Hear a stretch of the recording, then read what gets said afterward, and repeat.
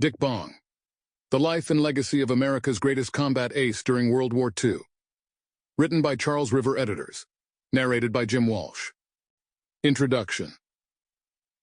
Like lethal insects undergoing a series of metamorphoses into ever more mature and dangerous forms, military aircraft moved rapidly from stage to stage of their development as the 20th century progressed. The catalyst of war provided the swiftest impetus to this evolution. The new mechanized armies existing from the later period of World War I onward seized on the fresh technology and sought to squeeze every possible drop of advantage from it that the limits of science and the era's materials would allow.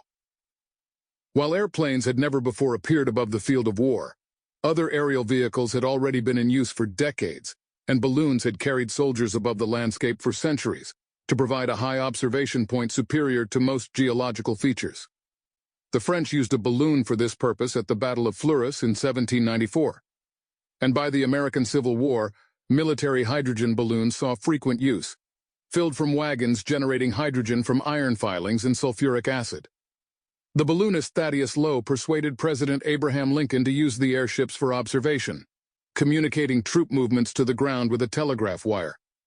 Indeed, with advances in dirigible technology, many military thinkers and even aeronautical enthusiasts believed that blimps would remain the chief military aerial asset, more or less forever. These men thought airplanes would play a secondary role at best, and might even prove a uselessly expensive gimmick, soon to fade back into obscurity, leaving the majestic bulk of the dirigible as sole master of the skies. At first, airplane improvements occurred in an ad hoc, almost accidental manner during the war. However, when pilots' mounting of armaments on airplanes proved a successful means of defeating other aircraft and even attacking men on the ground, a much more active and systematic development of warplanes began across the continent. Each advance prompted a countermeasure, as the two sides strove for primacy in a deadly, unforgiving environment which rewarded real advances in equipment and tactics with survival and punished poor ideas with death. Before long, relatively powerful, heavily armed aircraft buzzed through the skies over battle-stained Europe, tearing each other apart with furious gusts of machine gun fire and sending many of the vaunted dirigibles plunging, burning to the ground.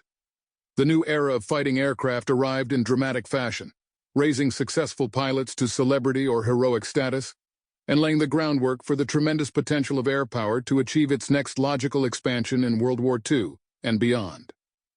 By the time World War II arrived, the fighter airplane appeared as a much different beast than the purpose-built aircraft hunting machines of 1917 and 1918. Though propellers still Sample complete. Ready to continue?